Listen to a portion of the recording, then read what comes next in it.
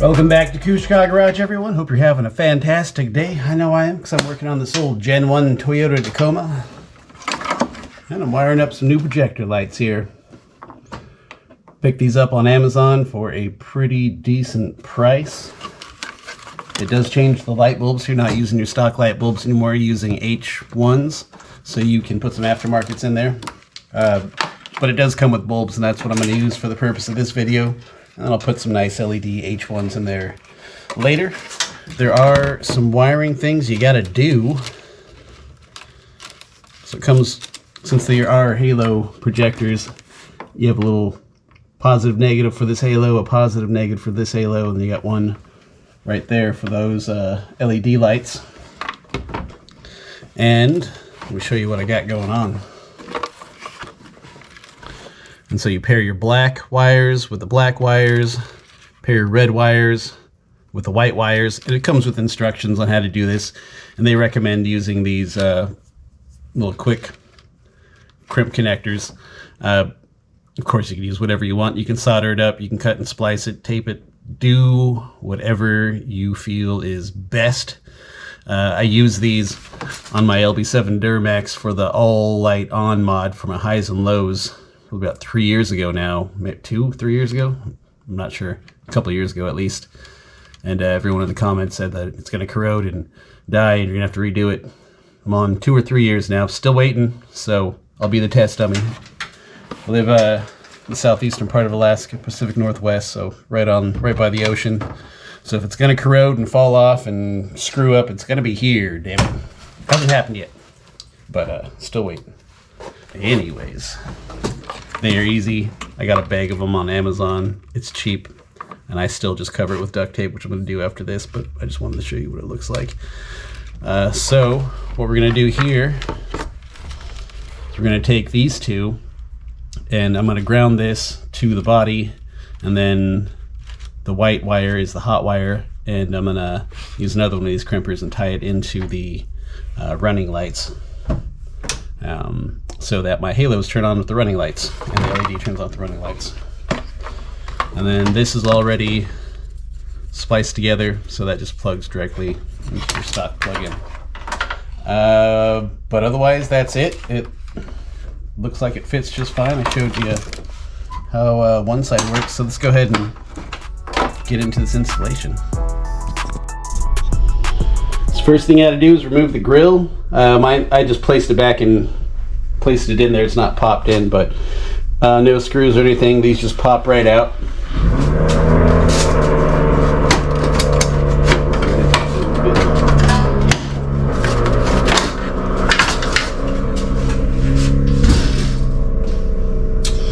And then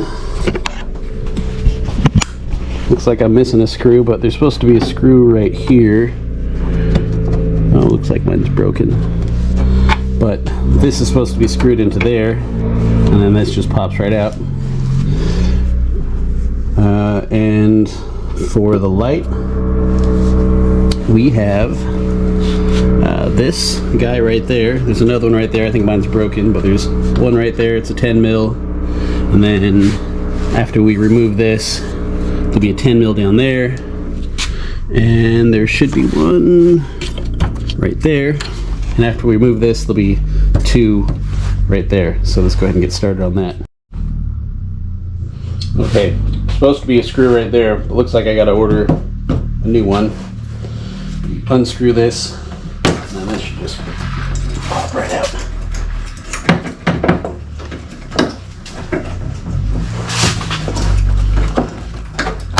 There we go. Got a little pop. Dealy sneaking. Oh, that just broke too. Wow, oh, that was rusty. Okay. And then to take off the light, just a little clip, pinch and pull. Looks like I'll be getting me a new set of these guys. That was pretty corroded. Here's the two 10 mils I was talking about.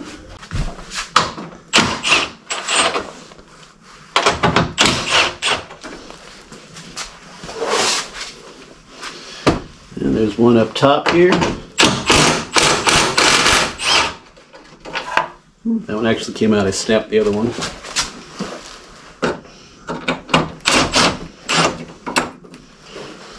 that little guy. So just popped right out. The last one is right there. See that? Right there.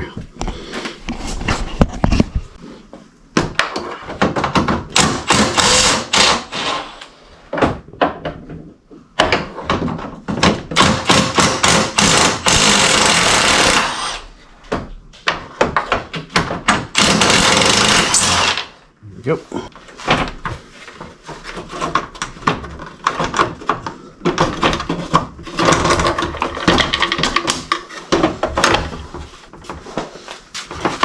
Light housing is free. That just unplugs. Now this guy is done.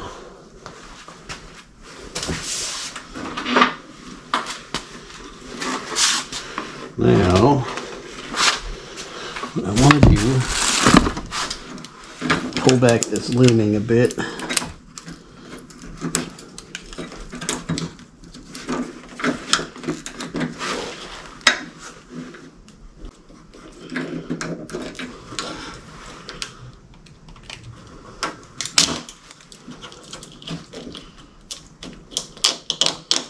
Get to that red wire. If you buy a bag of these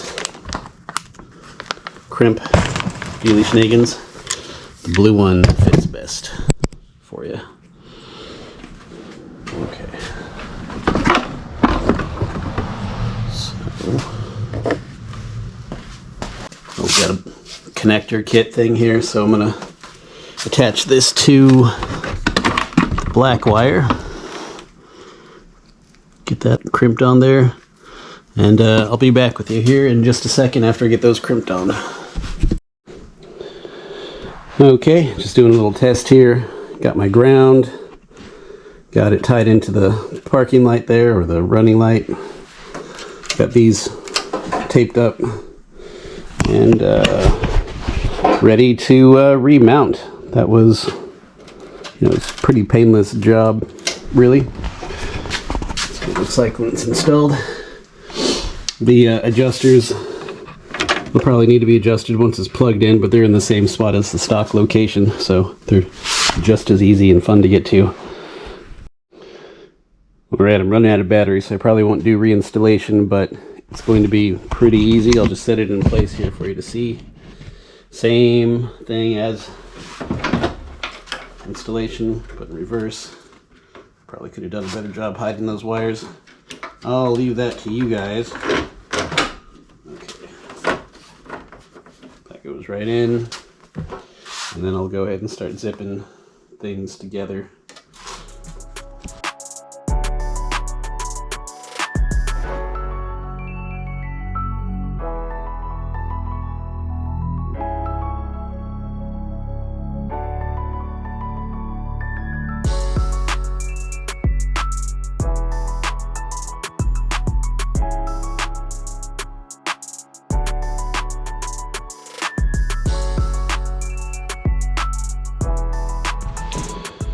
Alright, that's going to do it for the install. It was pretty easy overall. A little bit of prep work ahead of time. You got to match up all your halos and your LED lights.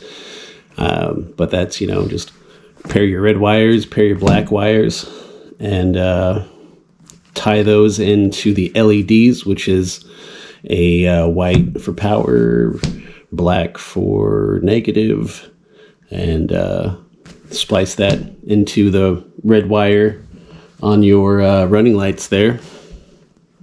Bob's your uncle, pretty easy. And then the rest is just plug and play. The quality seems to be pretty decent. It's holding up well. It has nice fitment, as you see. Looks pretty sweet.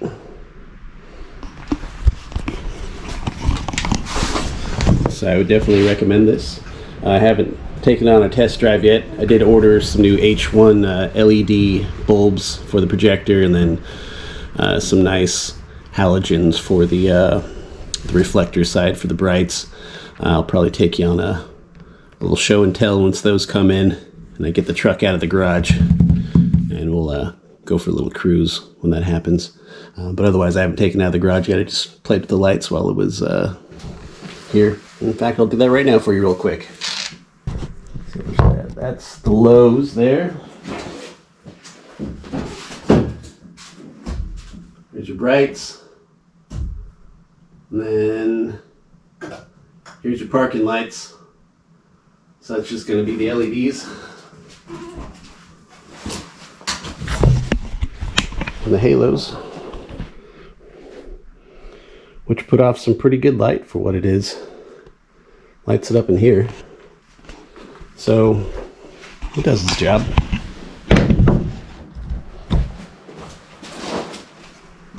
I'll give you a more thorough demonstration when those other lights come in and I get out of the garage and we got a nice evening to film. Okay, that's going to be it for me. Hope it helped you out in some way. Hope you found it entertaining.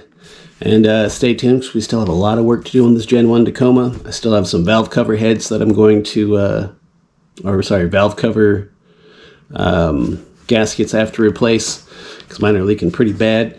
And that'll be one video. And then since you have to take off the throttle body and the air intake, I am also going to port the throttle body, port the air intake, and we'll see what that does power-wise. I suspect, like other port jobs I do, or I've done, I'll get a pretty good seat of the pants, pretty good throttle response right off the get-go, and it'll really help that bottom end torque, bringing in all that extra air, and it'll make good use of the cold air intake that I have on there. After that, I'm going to do the timing belt, and that comes in a kit, so it's timing belt and all the pulley accessories, tensioner, pulley, and all the gaskets, and a water pump. So that'll be good, make it nice and fresh. And then somewhere around that time, I'm also going to replace the radiator with an aluminum radiator and an electric fan. That'll free up some horsepower on the crank, give us a little bit of fuel mileage, because I do a lot of slow driving. You know, it's a trail rig, and then I live in a smaller town, so it's a lot of start and stops. And when you're in the low RPMs, there's a little more force on the clutch, so it has more of a parasitic drain than when you're like going highway speeds.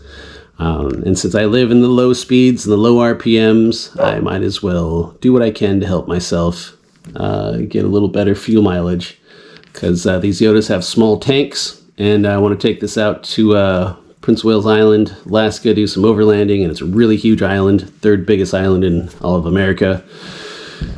And there's not a lot of gas stations, so the further I can get, the longer I can stay out, the more fun I have, and the less, and the better fuel mileage that I have, the less likely I am to get stuck somewhere. Anyways, that'll come later. All right, guys, take it easy.